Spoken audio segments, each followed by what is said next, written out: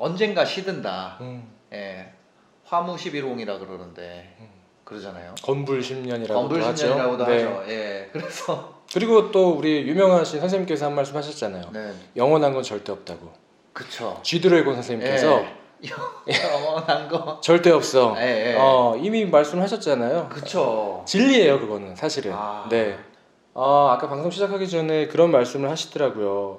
이게 언제 끝날지 모르겠다. 이게 언제까지 갈지 모르겠다. 불안하다라고 끝날 말씀을. 거라는 걸 알고 있기 때문에. 네. 그러니까 사실은 어찌 보면 딜레마인 거예요. 현자의 딜레마인 거예요. 얘가 끝날 걸 알기 때문에 사실은 불안해하시는 거고, 그렇죠. 보통 대부분의 분들은 이렇게 구독자가 막 50만을 육박하고 예. 좀 있으면 이제 100만까지 찍을 것도 같은데, 이렇게 되면은 보통은 취해 있게 마련이고요. 보통은 거기에서 그냥 좀 자만하게 마련인데, 우리 진행자님은 좀 다르신 것 같아요. 확실히 좀 뭔가 큰 그림을 보시는 것 같은데, 근데 저는 근데 이런 충고를 좀 감히 드리고 싶어요.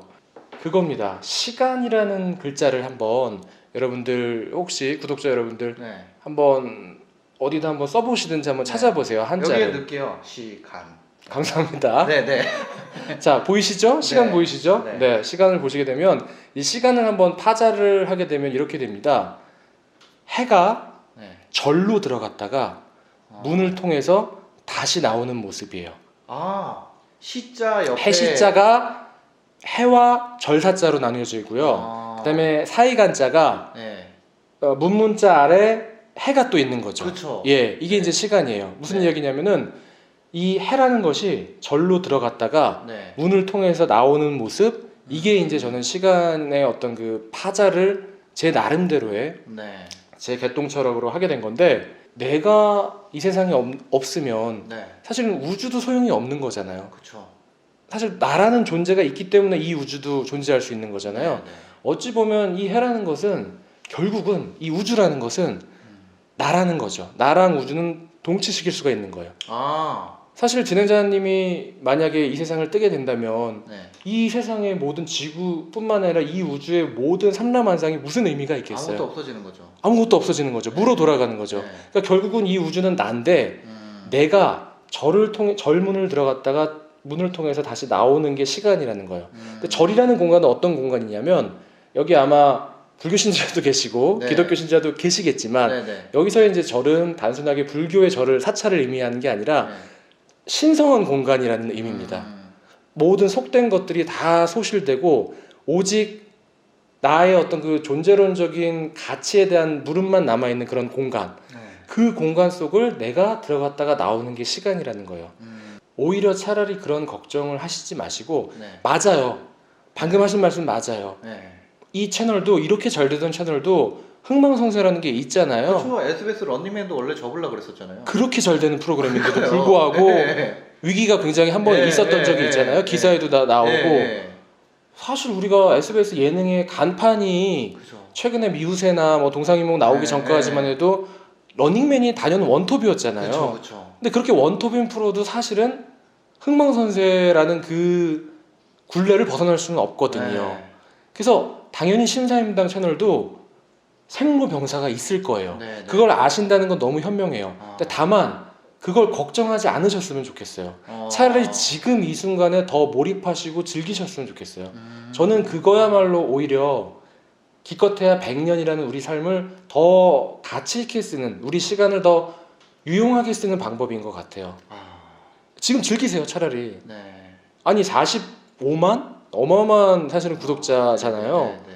특히나 이제 이런 경제 재테크, 먹방도 아니고, 그렇죠. 사실은 그 조금은 딱딱할 수 있고 조금은 대중들의 시선을 1차원적으로 붙들 수 있는 채널은 아니잖아요. 네. 노래하고 춤추고 먹고 하는 이런 채널들이 많은, 그렇죠. 그 와중에 이런 기록을 갖는다는 거는 저는 뭔가 단단한 컨텐츠가 있다는 생각이 들고요. 네. 그걸 본인 스스로가 만들었기 때문에 즐기셨으면 좋겠어요. 저는 차라리.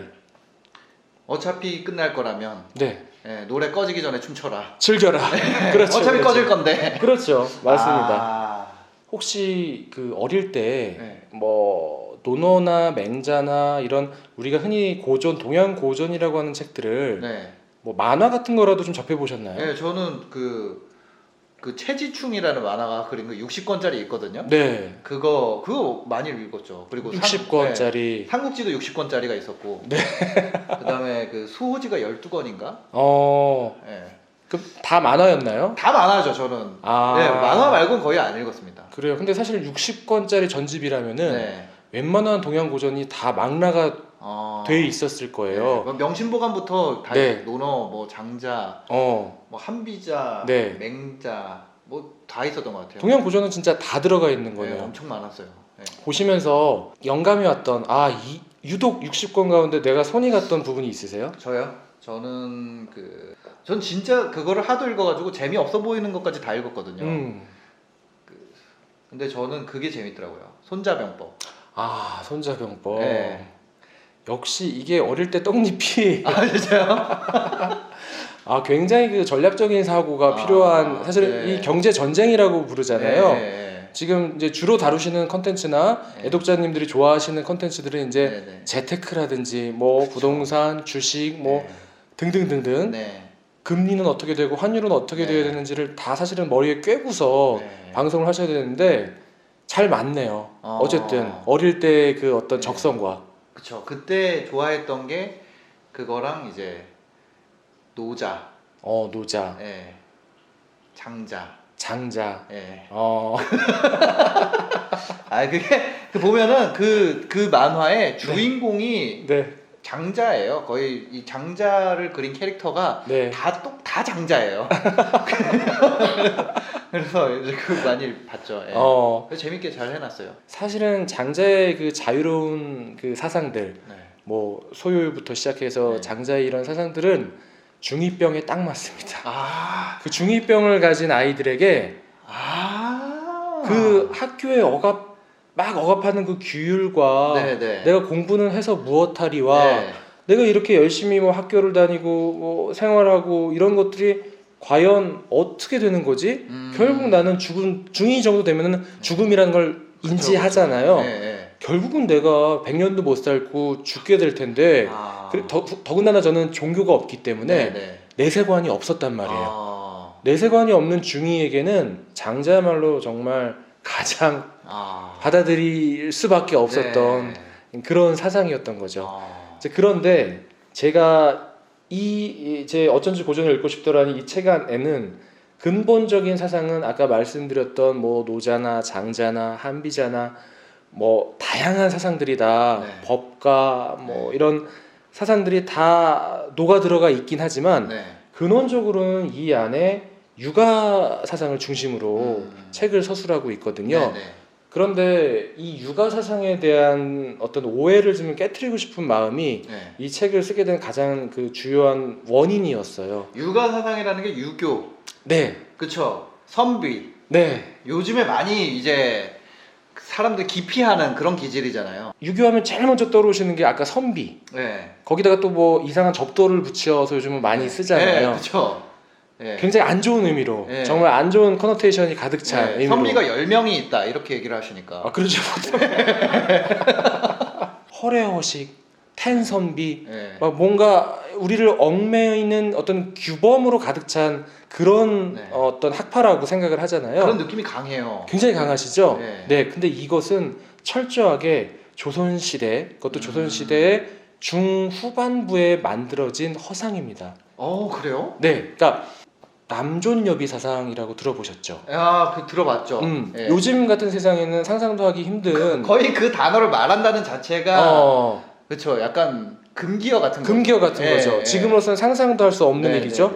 그리고 당연히 철폐되어야 하고 없어져야 할 아주 근절돼야 될 악 중의 악이고요. 근데 이 남존여비가 우리나라의 역사 가운데서 국사 시간에 배우셨죠? 고조선부터 시작 쫙 하잖아요. 그쵸. 우리나라 역사에서 언제부터 우리나라가 그렇게 남존여비 사상이 심했을까요? 그게 언제부터 그랬을 것 같으세요? 한 신라시대? 신라시대. 그게 이제 바로 이 육아가 심어놓은 역시나 그릇된 망상이라는 겁니다. 자, 우리 신사임당이라는 채널이죠. 우리가 저희 지금 방송하고 있는 이 채널이. 그쵸. 자, 신사임당의 업적이 가장 대표적인 업적이 뭡니까? 신사임당 여성 문인. 문인. 그다음 두 번째 네. 업적이 뭐예요? 그러면 이율곡의 어머니. 네. 근데 이율곡은 5,000원짜리 들어있죠. 네. 퇴계 이양 선생은 1,000원짜리 들어있죠. 그렇죠. 대한민국의 이 아름다운 문자를 창제하신 세종대왕 한 분 빼고는 네. 사실은 굉장히 치우쳐져 있다는 생각 안 드세요? 우리나라의 이 어떤 게? 화폐 인물 가운데에서? 아, 치우쳐져 있다. 네. 그러네. 5만 원권, 5천 원권, 1,000 원권이 네. 다 육아와 관련된 분들이에요. 그러네요. 직간접적으로. 네. 퇴계나 율곡은 직접적으로. 그쵸. 신사임당이라는 그 어머니이고. 인물은 네. 여성 문인 또 화가로서도 너무 훌륭하시지만 또 이율곡의 어머니라는 이유 말하자면은 그 뭐 현모양처라는 그 네. 말도 안 되는 네. 그런 굴레를 더 씌워서 5만 원짜리 이제 들어가 있는 거잖아요. 네. 이것도 사실 한번 곰곰이 생각해 보실 만한 굉장히 문제점 중에 하나라고 저는 생각을 해요. 네. 우리나라 집회에서 그렇게 많은 분들이 육아와 관련된 분들이 돼 있다. 네. 이것도 저는 좀 뭔가 바꿔야 되는 부분인데 왜 그렇게 된 거지? 그게 바로 제가 지금 말씀드리려는 네. 이유 때문입니다. 아. 제 설명을 들으시면 네. 왜 그렇게 집회가 되어 있는지 아실 거예요. 네. 자, 조선 신사임당이 살던 중반까지만 하더라도요. 이율곡 선생님이 어디서 자라셨어요? 오죽헌. 강릉, 네. 오죽헌. 네. 강릉이 아까 고향이라고 네, 하셨죠. 맞아요. 오죽헌에서 자라셨죠. 네. 그 동네는 어디냐면은 사임당 신씨의 고향이에요. 아, 진짜요? 외가에서 자라고 아, 외가지. 맞아요. 외가예요. 아버지 이원수는 굉장히 네. 퇴락한 양반이기 때문에 네. 몰락한 양반이었어요. 네. 아버지 이원수는 사실은 율곡의 인생에 있어서 많은 영향을 못 주었습니다. 아. 오히려 외가로부터 어머니로부터 공부를 배우고 지원을 받고 거기서 자라났단 말이에요. 네. 결혼하셨다고 하셨죠? 네. 장가 들으신 거잖아요. 네. 장가 가다가 무슨 뜻이에요? 장인 장모 댁으로 가다라는 뜻이에요. 네. 장가 가다라는 것은 그러니까 무슨 얘기냐면은 고려 시대까지만 하더라도 네. 내가 장가 결혼을 한다는 것은 처갓집으로 내가 들어간다는 이야기예요. 아, 네. 남존 여비를 상상할 수도 없죠. 조선 그러니까 고려 시대는 물론이고 조선 중반까지만 하더라도 네. 여건이 굉장히 강했습니다. 네. 우리가 지금 생각하는 남존 여비는 이 시기 이후로 굳어졌던 말하자면은 악습인 거예요. 아까 신라 시대라고 말씀하셨지만 네. 우리나라는 대대로 신라 시대 여왕도 있었잖아요. 아, 그렇죠. 여왕이 있었죠. 예, 우리나라는 대대로 남녀가 평등한 사회였어요. 근데 우리는 5,000년 우리 역사 고조선 때부터 네. 남존여비 사상이 되게 강했다라고 착각을 하고 있어요. 네. 왜 착각을 하고 있냐? 바로 직전에 봉건 시대가 조선 중후반기였기 때문에 그때 만들어진 패러다임을 우리는 그대로 답습하고 당연히 우리는 평생 고조선부터 고구려, 신라, 백제, 고려 늘 항상 남존여비 사상이 강했구나 우리 민족은 이렇게 착각을 하고 있는 겁니다. 우리 세대가 돼서야 그것을 이성으로 극복했다 이렇게 생각했어요.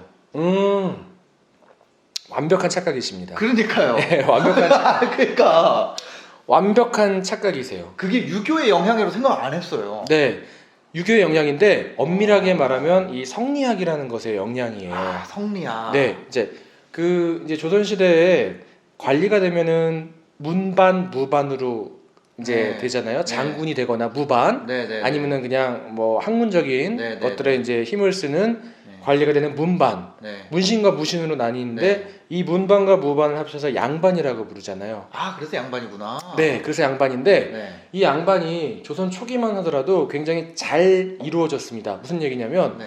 현직 관료들에게만 양반이라는 호칭을 부여하고 양반이 누릴 수 있는 권리 같은 것들을 다 주었어요. 그 무슨 얘기냐면은 어떤 병역의 의무라든지 네. 아니면 어떤 공납의 의무라든지 네. 세금을 내야 되는 이런 의무들을 네. 관리들에게는 다 면제를 해줬어요.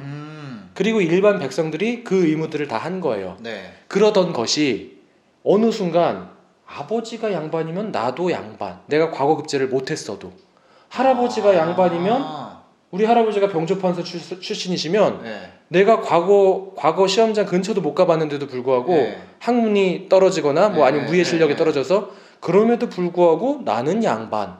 아, 그러니까 원래 양반이 어떤 계급이 아니라 그냥 그 사람들이네요. 현직 관료에게 관료. 주어지던 타이틀이었던 예, 거죠. 현직 관료를 부르는 이름이 양반이었던 네, 거네요. 문반과 무반, 어... 문신과 무신. 네네네. 그게 양반이었던 것이 지금에 네. 와서는 조선 중기가 되면서 점차적으로 양반 아닌 가짜 양반들이 생기기 시작한 거예요. 그러니까 이제 아버지나 할아버지나 네. 이렇게 내 직계 가족이 양반이면 나는 벼슬을 안 하고 있는데도 양반이야. 점점 양반의 숫자가 늘어났겠죠. 네. 그렇게 되면 그들이 말하자면 누리는 그 특권들 때문에 네. 백성들은 더 많은 세금과 더 많은 군역을 이라는 의무를 지어야 되겠죠. 네. 그런 상황이 쭉 이어진 겁니다. 그런 불평등한 상황이 조선 중기까지 불합리하고 말도 안 되는 일들이 벌어진 거예요.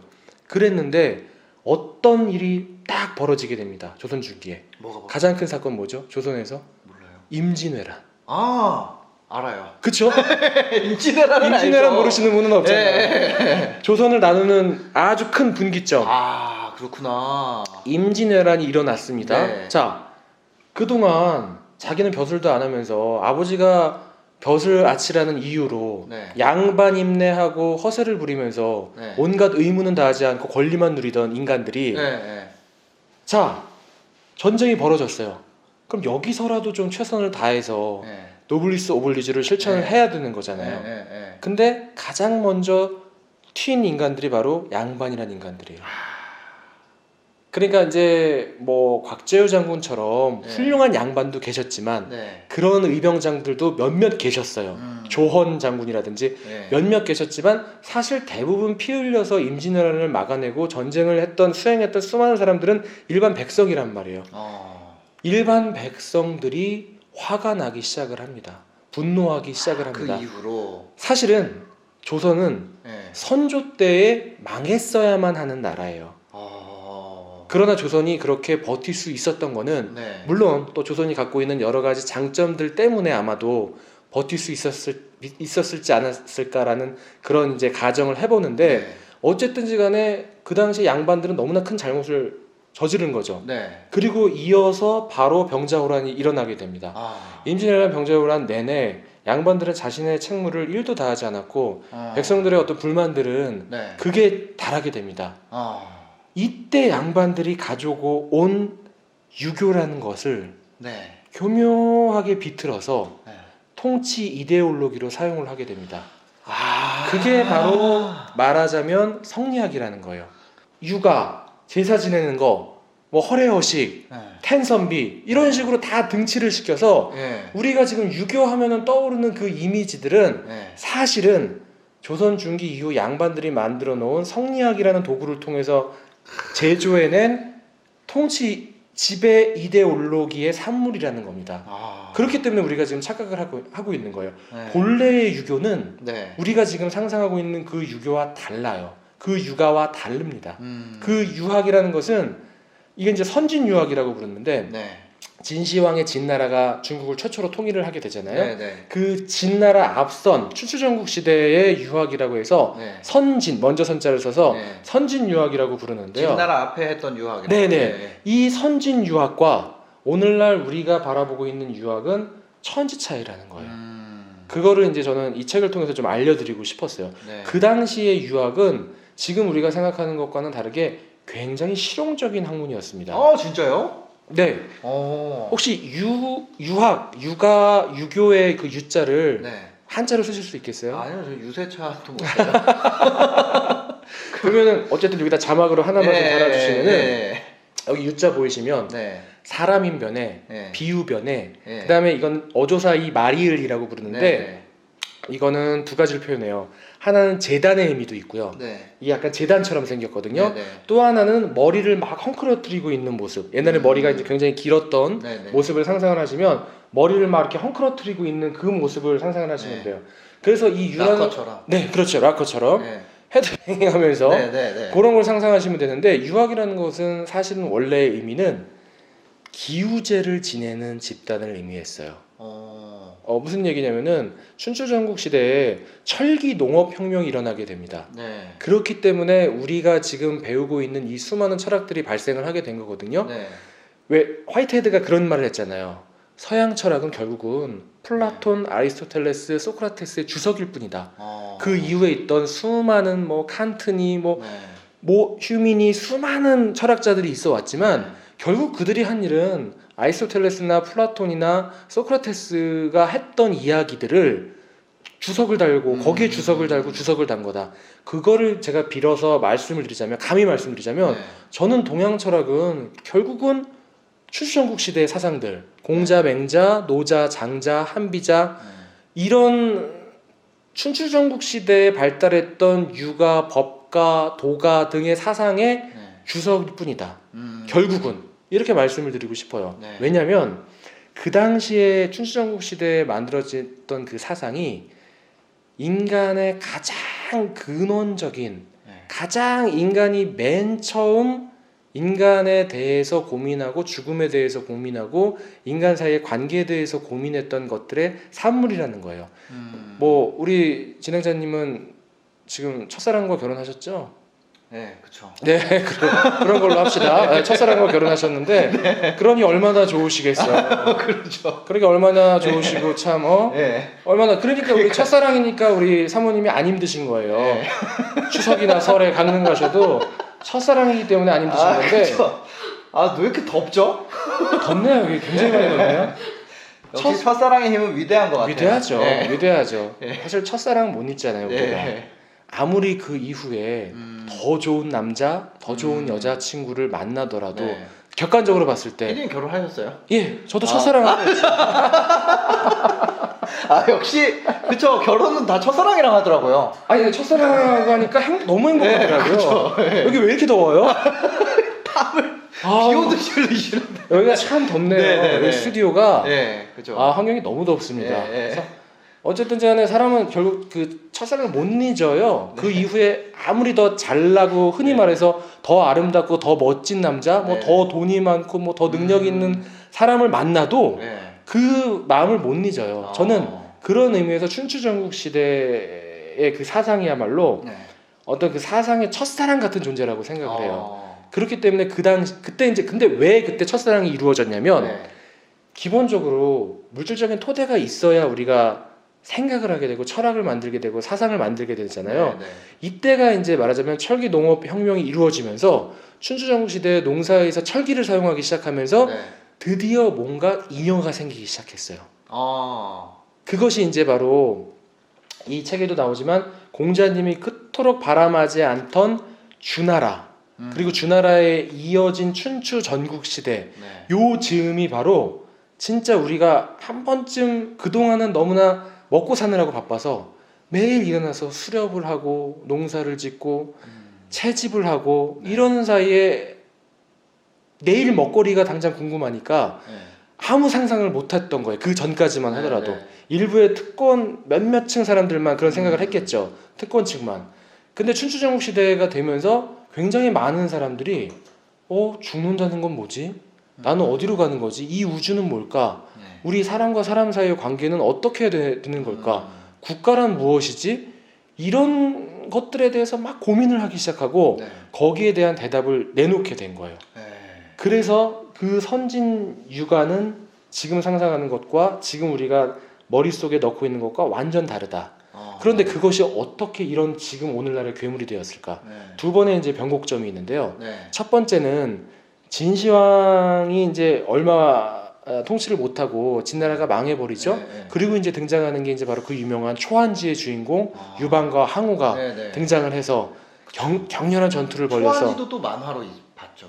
이분 동양 고전 매니아시네. 만화로. 동양 고전 맛집이야 네. 여기. 이름이 또 괜히 이게 신사임당이 아니네요. 그렇죠. 하여튼 그냥 만화 우리 또래들 저희 80년대생들 밀레니얼 세대들은 다 봤어요. 그래요. 네, 초한지. 초한지도 재밌었죠. 네, 초한지 삼국지 네. 이런 거. 네. 그래서 그 어떤 그 유방과 항우의 그 전쟁 속에서 네. 결국은 이제 유방이 승리를 거두어서 네. 한나라라는 나라가 만들어지게 되는데 그렇죠. 이 이제 한나라의 초반까지만 하더라도 네. 황로 사상이라고 해서 여기서의 황로는 황제인데 이 황제는 엠퍼러의 황제가 아니고요. 네. 삼황오제 할 때 거기에 또 황제라는 인물이 있어요. 네네. 아마 복희 씨, 신농 씨 네네네. 뭐 이런 얘기 규범을 맨 처음으로 만들었다라고 이제 알려져 있는데 네. 그 황과 노자 네. 사상을 합쳐서 황로 사상이라는 게 전한 초기에는 굉장히 유행을 했습니다. 네. 무슨 얘기냐면 춘추 전국 시대와 이 초한지 이 전투 시대까지 해서 수백 년 동안 백성들이 전쟁에 시달렸잖아요. 네. 그리고 통일된 한 나라가 만들어진 거잖아요. 자유를 준 거예요. Let it be. 최대한도로 네. 기본적인 규범은 있겠지만 네. 해야 될 너네 의무만 다하고 나머지는 알아서 해라 라고 해서 전환시대에 굉장히 이 나라가 발전을 하고 부국강병을 이루었어요. 그렇게 이제 잘 나가다가 한무제라는 인물 기억 혹시 네, 하세요? 네, 네, 네. 굉장히 그 한 나라에 있어서 중요한 네. 한 나라에서 유방다음으로 아마 중요한 네. 인물이 아닐까 싶은 네, 네. 실크로드도 개척하고 네. 흉노와도 전쟁을 벌이고 네. 남쪽으로도 전쟁을 벌이고 국토를 엄청나게 네. 확장했고요. 저 문과에서 기억나는 것 같아요. 그렇죠. 가장 전성기의 임금이라면 한무제를 들 수가 있는데 이 한무제 때 드디어 국가의 영토 부국강병을 넘어서서 네. 국가의 어떤 그 통치 이데올로기를 만드는 작업이 시작이 됩니다. 그때 등장한 인물이 바로 동중서라는 인물이에요. 동중서? 예, 동중서. 아마 뭐 들어보신 분들도 꽤 계실 텐데 네. 이 인물이 딱 등장을 해서 네. 어떤 작업을 펼치냐면은 이렇게 지금 수많은 군사력도 강하게 되고 나라의 이런 곳간도 가득 차게 됐지만 네. 가장 중요한 것은 이 한나라 왕실이 오래 유지되려면 네. 충성심이 있어야 된다라는 부분을 충성심. 강조를 한 거예요. 그래서 논어에서 가장 그 핵심적인 사상을 하나를 이제 꼽으라면은 네. 그 이제 증삼이라는 제자가 있는데 네. 증삼이라는 제자가 딱 하나 선생님 하나의 도로 꿰다면 선생님의 도는 뭐가 네. 되겠습니까라고 했을 때 공자님이 충서라는 말씀을 하세요. 충서. 충은 가운데 중에 마음심. 우리가 네. 흔히 충성심 할 때 네, 그 네. 충이고요. 네. 서는 같을려의 마음심. 저 여기 박혀 있나요? 충서? 네, 네. 예, 박혀 있죠. 충서 느끼요. 네, 박혀 있죠. 충서. 네, 네. 이게 이제 말하자면은 논어를 그냥 딱 두 글자로 그냥 요약해 주세요. 다이제스트 해 주세요. 네. 충서. 충서. 예, 이렇게 요약해. 한 글자로 해 주세요. 네. 서. 서. 예. 이렇게 이제 저는 이해를 하고 있는데 네. 여기서의 이제 이 충이라는 것은 충성심의 충이 아니고요. 네. 그것보다는 오히려 내 마음에 더 말하자면은 몰입하고 내가 하고 싶은 것을 마음껏 하는 오히려 성실 혹은 몰입 이런 의미의 충이라고 볼 수가 있어요. 근데 이 충이라는 게 약간 몰입의 개념이다. 그렇죠. 내 마음의 가운데 중이잖아요. 네, 네. 내 마음의 핵심 이 시키는 대로 하는 게 바로 네. 충인 거예요. 네. 그 서라는 것은 상대방 타인에 대한 배려인 거고요. 네. 이게 이제 말하면 충서 개념인데 네. 논어의 핵심 사상인데 충서는 나와 너 둘 다 챙기는 거네요. 정확합니다. 이 책 혹시 읽어 보셨나요? 아니요, 안 읽었어요. 그게 이 책의 핵심입니다. 이거 보내주셨는데 안 읽었어요. 제가 못 읽었어요. 만화가 아니래가지고. 이분 대단하십니다. 안 읽어봤는데 이 책의 핵심을 정확히 꿰뚫고 계시군요. 네. 그래서 하여튼 이 책에 이제 말하자면 핵심으로 제가 꼽은 이제 네. 논어에서 꼽은 사상이 이제 충서 사상인데 아. 그 충서를 동중서가 왜곡을 시켜버립니다. 무슨 이야기냐면 맹자라는 그 학자 아시죠? 네. 맹자의 사상 가운데에서 가장 핵심적인 사상을 하나 꼽으라면은 역성혁명이라고 볼 수가 있어요. 역성혁명? 예, 혹시 그 조선시대가 세워지던 그 고려 말기에 네. 이성계의 가장 말하자면 브레인이 누구예요? 드라마로도 했었던 적이 있어요. KBS에서 최고의 브레인 정씨예요. 정도전? 정답. 아, 나 역사 천재인가 봐. 신진 사대부라고 불리는 왜 권문 세족들이 너무 토지를 막 많이 소유해가지고 문제가 신진사대부 들어봤어요. 들어보셨죠? 들어보셨죠? 네. 그래서 신진 사대부를 들고 일어난 거예요. 권문 세족들이 네. 너무 많은 토지를 말하자면 요즘 재벌들처럼 네. 나라의 부가 너무 몇몇 상위 0.1%에게 다 집중이 되어 있는 상황에서 네. 백성들이 먹고 살 길이 없어지니까 네. 결국은 혁명의 깃발이 일어나게 된 건데 거기에 이론적인 근거를 말하자면 제시한 게 정도전이에요. 가장 대표적인 학자죠. 네. 경복궁 가보셨죠? 네. 네. 그 이름 지은 것도 정도전이에요. 경복궁을요? 예, 경복궁이라는 궁 이름. 조선의 주궁이잖아요. 네. 그 경복궁이라는 경복이라는 말도 정도전이 지은 거예요. 그러니까 조선의 모든 중요한 것들을 사실은 다 기반을 다 다진 게 정도전이란 말이에요. 모든 법규를 규범을 네. 만들고 조선이라는 나라는 앞으로 이런 유교를 통해서 나아갈 것이다라고 했던 나라의 게 기틀을 만들었구나. 기틀을 만들었던 게 정도전인데 네. 그 정도전이 고려 말에 갖고 왔던 사상이 바로 맹자의 역성혁명 사상이에요. 임금이 아닌, 그러니까 임금이 임금답지 않은 상황에서는 네. 얼마든지 갈아치울 수 있다라는 게 말하자면 정도전의 사상이었던 거예요. 맹자의 사상을 갖고 온 거죠. 네. 그걸 통해서 역성혁명을 통해서 왕시의 고려가 이시의 조선으로 바뀐 네. 거예요. 그래서 역성혁명이라고 부른 거예요. 왕후장상의 씨가 따로 없다는 거죠. 네. 임금이 잘못하면 끌어내려야 된다라는 게 그 맹자 사상의 아주 기본입니다. 맹자 사상이 그런 거였어요? 네, 그래서 그 사상을 이미 2,500년 전에 네. 맹자가 설파를 합니다. 그렇기 때문에 대부분의 그 많은 왕조에서 네. 맹자를 금서로 지정을 했습니다. 너무 혁명적이다. 네. 임금에 대해서는 무조건 충성을 다해야지. 네. 임금이 임금답지 않다고 해서 갈아치울 수 있다? 이건 너무 무시무시한 사상이다라고 해서 네. 굉장히 오랜 기간 동안 금서 취급을 받았어요. 신기하다. 맹자라는 사상이. 네. 그러한데 그 맹자의 그 역성혁명 사상 같은 것들이 네. 이미 춘추전국 시대에 있었는데, 그러니까 춘추전국 시대에는요, 네. 춘추전국 시대에는 말하자면은 춘추 5패 전국 7흥 외에도 네. 우리가 알고 있는 그 커다란 나라들, 네. 진나라라든지 네. 또 다른 진나라, 네. 뭐 제나라, 네. 오나라, 초나라, 월나라, 네. 송나라 네. 이렇게 굵직굵직한 나라들 네. 외에도 네. 한 250여 개가 넘는 굉장히 많은 나라들이 있었어요. 아. 중국 땅덩어리 굉장히 넓잖아요. 네. 그래서 춘추전국 시대에는 춘추전국 시대의 그 나라와 나라 사이의 어떤 그 국경이 네. 없었다고 보시면 돼요. 무슨 얘기냐면 네. 공자님도 총 2번에 걸쳐서 네. 유세를 다니셨어요. 네. 온갖 나라들을 돌아다니면서 네. 나의 사상을 받아들여 달라. 내 사상, 그걸 객경제도라고 하는데 네. 내 사상을 받아들이고 내 제자들을 나와 함께 다 임용시켜 달라. 그럼 내가 국무총리가 되고 내 네. 제자들은 뭐 재무부총리가 되고 뭐 국방총리가 그런 국방장관이 되고 시기가 있었어요? 네, 교육부 장관이 되고 문화부 장관이 되고 그런 제도를 가지고 있었어요. 그런데 되게 놀라운 것은 이 나라를 가서 임금에게 막 유세를 합니다. 그걸 유세라고 하는데 네. 말로 막 떠드는 거예요. 네. 자기의 비전을 막 프레젠테이션 하는 거예요. 근데 그때는 이제 나라들이 다 스타트업 같은 그런 상황이네요. 그렇죠. 그런 상황이에요.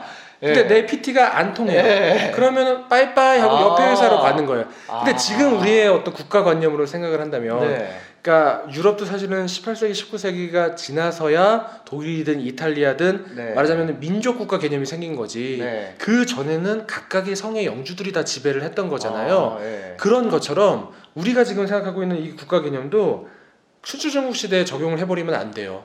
그때는 제 나라 가서 막 열심히 유세를 해요. 네. 근데 제 나라 임금이 받아들이질 않아요. 네. 그러면 그냥 초나라로 또 가는 거예요. 아. 근데 그거에 대해서 네. 저 사람이 가면 안 된다고 누가 막지도 않았고 네. 자기도 마음껏 갈 수 있었던 그런 시대가 바로 춘추전국 시대인데 네. 그런 지금 그러니까 미국의 주 개념이라고 보시면 돼요. 네.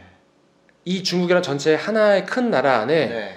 제나라라는 주도 있고 네네. 오나라라는 주도 있고 월나라는 주도 다 있고 자치로 하고 있는 거죠. 자치를 하고 있지만 네. 또 여기서 일로 간다고 해서 누가 막지도 않고 네. 네. 그랬던 그 시대란 말이죠. 이 시대에 맹자는 단언을 해버립니다. 네. 모든 임금들에게 그런 임금 같지 않은 임금들은 잔적지인이다. 그러니까 도둑놈 같은 놈들이지 그런 사람들은 때려 죽여도 되고 네. 몰아내도 된다. 네. 근데 사실 임금들이 얼마나 불편하겠어요. 그쵸, 불편하죠. 예.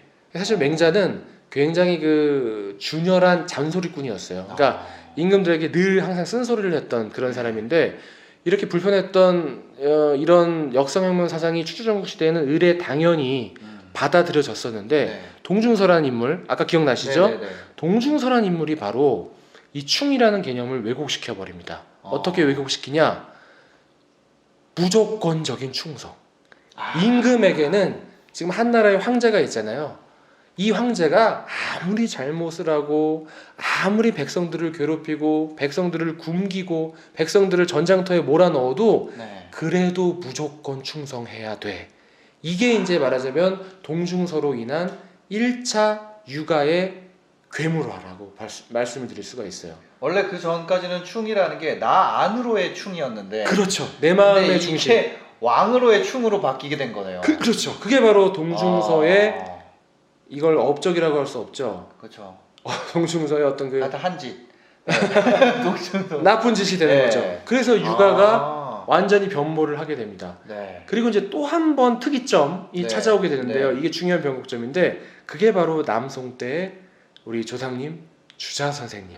이 남송이라는 시대가 어떤 시대냐면 가장 중국 역사상 네. 이 송나라라는 시대는 물자가 풍부하고 음, 이때 이제 말하자면 이모작이 네. 아까 춘추전국 시대는 철기 농업혁명 때문에 네, 네. 아 죽음이 뭐지? 사는 게 뭐지? 내가 이 사람과의 관계는 어떻게 해야 되지? 이런 것들을 고민했던 첫 시기라고 말씀드렸다면 송대에 이르러서 이모작이 네. 이제 되고 물산이 굉장히 풍부해지고 그 당시에는 평화를 돈으로 살 정도로 굉장히 물자가 풍부하고 네. 경제가 번성하던 시기예요. 아, 그 번성하던 시기가 이번에는 또 하나 이 성리학이라는 거 어떤 그 학문적인 발전의 밑거름이 됐던 거예요. 그래서 막 고민을 한 거예요. 그 이전의 선진 육아와는 다르게 조금 더 고민을 해보자. 4단 7정이라고 들어보셨죠? 아니요, 좀 못 들어봤습니다. 1, 2시간에 배우셨을 거예요. 그래요? 네, 배우신 걸로 해요. 네, 그냥 네, 기억이 네. 사라졌습니다. 네. 측은지심. 아, 들어봤어요. 들어봤어요. 죄송합니다. 들어봤습니다. 예, 아, 들어봤어요. 수호지심. 그렇죠. 그거 문반대. 시비지심, 사양지심, 네, 네. 인의예지라고 하는 걸 네, 이제 네, 네. 4단이라고 하고요. 네, 네, 네. 희노, 애구, 애오욕. 네, 그렇죠. 기쁘고 슬프고 네. 두렵고 뭐 욕망이 생기고 네, 네, 네. 사랑하고 미워하고 막 네. 이런 감정들. 네, 네. 이걸 이제 7정이라고 그래요. 네. 4단과 7정 다 들어보신 겁니다. 네. 이제 이것에 이제 막 관계에 대해서 막 탐구를 네. 하기 시작을 하는 네. 거예요. 그러니까 그 4단이라는 게 이제 뭐냐면은요. 네. 끝단자라고도 표현을 하고 4단 7정 할 때 이 단이라는 게 어떤 하나의 실마리 같은 역할이라고 네, 네. 이제 생각을 하시면 되는 네. 거예요. 그래서 이제 인의예지, 아까 수호지심, 측은지심, 뭐 사양지심, 네. 뭐 시비지심 네. 이런 것들이 나타나는 건데 네. 그것은 어쨌든 규범적인 성격이 강해요. 네. 이러이러해야 된다. 아, 인의예지를 갖춰야 된다라는 네. 규범적인 성격이 강하고 네. 칠정이라는 건 뭐예요? 아, 사랑하고 미워하고 두려워하고 이건 뭐야? 내 본능적인 감정인 거잖아요. 그렇죠. 근데 이 4단과 7정이 네. 서로의 관계를 어떻게 맺느냐에 대한 고민을 던지기 시작을 한 거예요.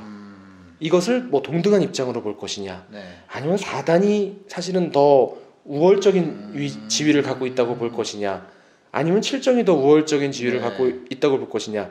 이제 이런 논쟁들이 막 벌어진 게 된 게 네. 언제냐면 우리 1000원짜리의 주인공 아, 퇴계 이황 선생과 네.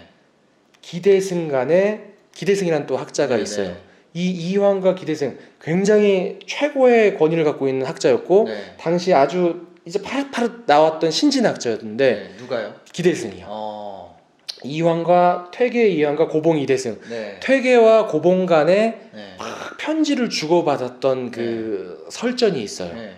이 사단 칠정의 이 관계에 네. 대해서. 아, 이거 지금 얘기해 볼 만한 내용인 것 같은데요? 예, 그래서 이게 어, 2기 2원론, 2기 1원론 이런 얘기 막 들어보셨죠? 그거 어디서 들어본 것 같아요. 그거 굉장히 그 어려운 개념인데 네. 제가 이제 쉽게 풀이를 해드릴게요. 네. 이 규범이라는 게 먼저 존재를 해버리고 네. 그것에 사실은 모든 내 어떤 감정이라든지 실존 네. 이것을 여기다가 그냥 다 맞춰버려야 된다라는 그런 말하자면 주장이 있었고 네. 그게 아니다. 우리 인간이라는 것은 결국은 이와 기가 사실은 서로 영향을 주고받고 네. 어떤 한 가지가 우월한 지위를 갖고 있는 게 아니다. 네. 라는 이런 주장들을 둘이서 막 편지를 주고받았던 거예요. 네. 그런데 그 당시에 퇴계 이황은 이미 교육부 장관, 지금으로 네. 치면 내지 뭐 서울대학교 총장 뭐 이런 지위에 있었던 메이저요. 사람이고 네.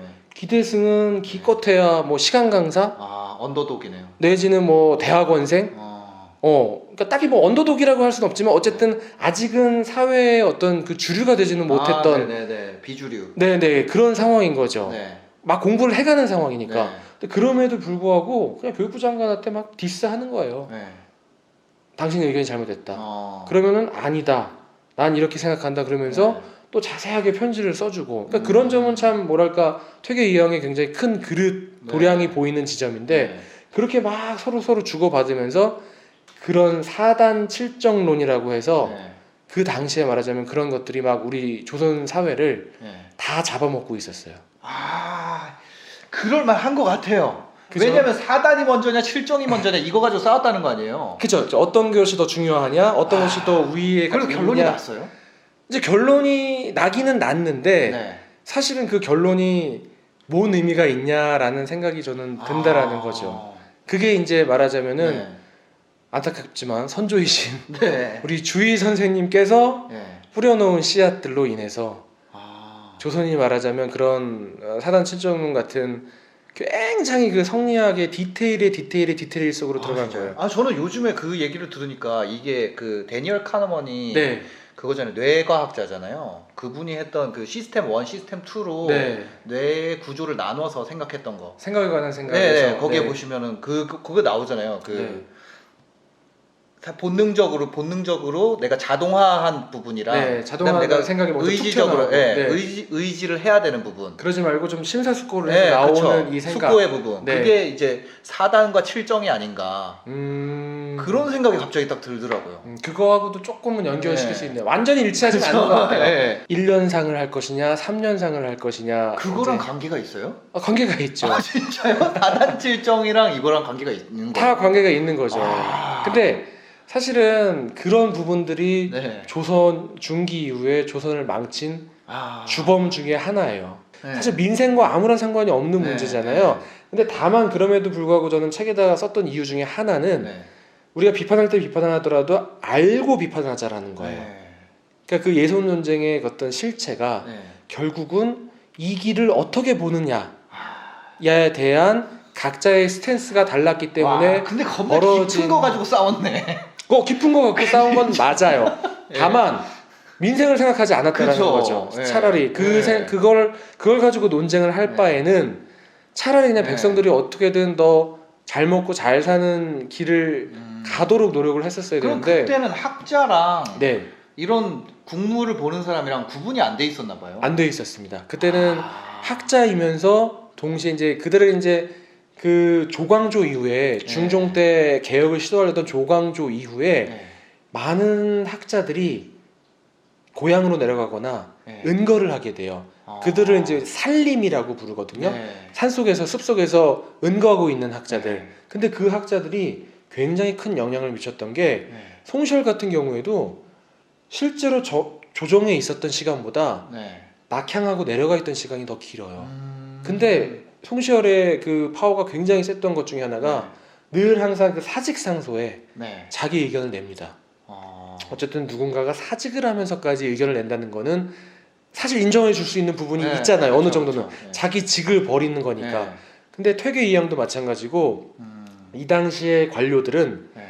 학자로서의 그 자존심이 그 정체성이 더 우월했어요. 무슨 얘기냐면 나는 이조 판서이지만 네. 한편으로 나는 또 학자이기도 해. 네. 그런데 그 둘 중에 어떤 게 당신에게 더 자랑스러우십니까? 라고 네. 물으면 이 당시 학자들은 네. 학자의 길을 더 선택을 했어요. 아, 학자로서의 자존심을 더 세웠어요.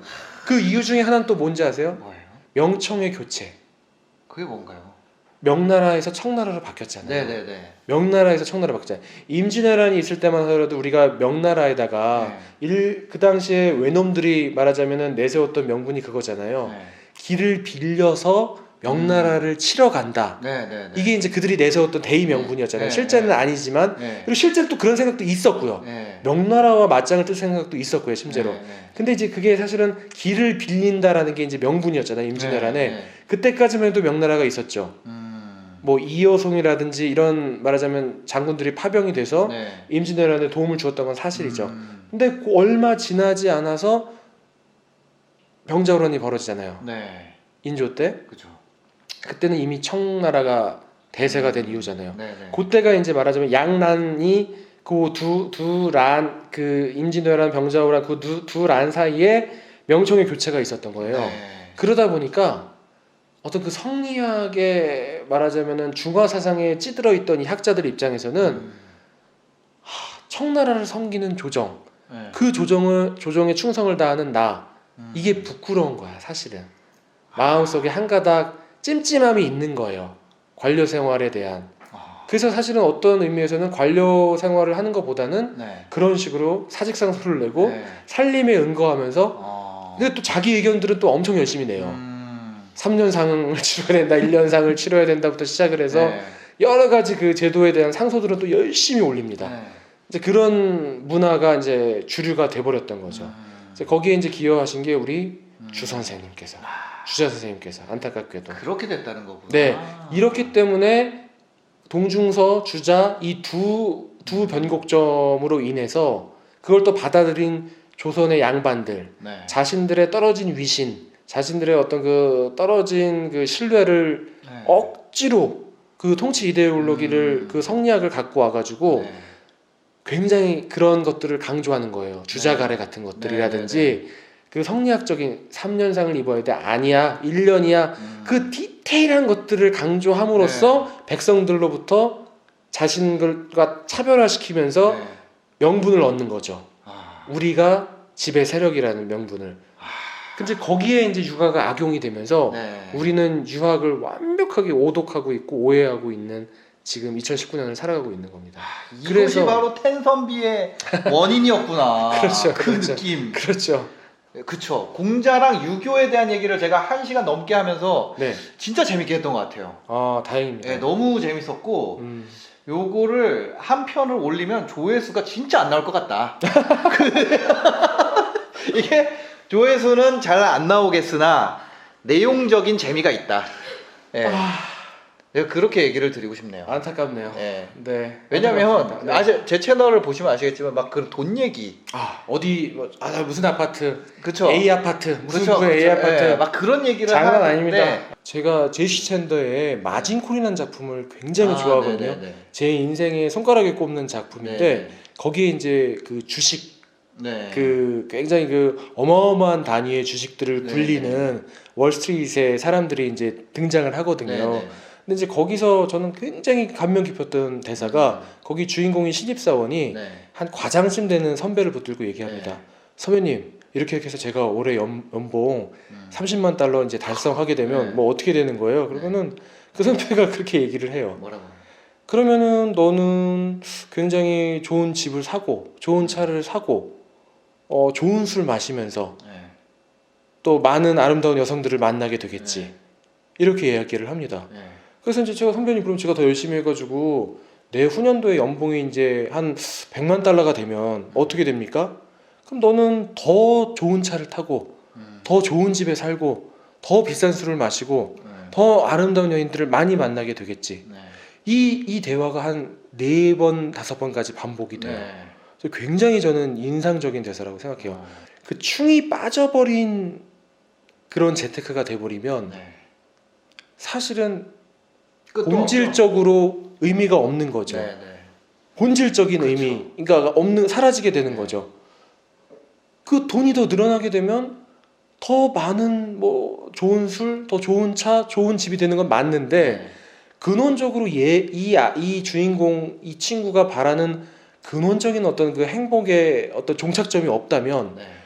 그거는 바닷물처럼 아무리 먹어도 계속 갈증만 날걸요. 100만 달러가 되면 그렇죠. 200만 달러가 되고 네. 200만 달러면 1000만 달러가 되고 맞습니다.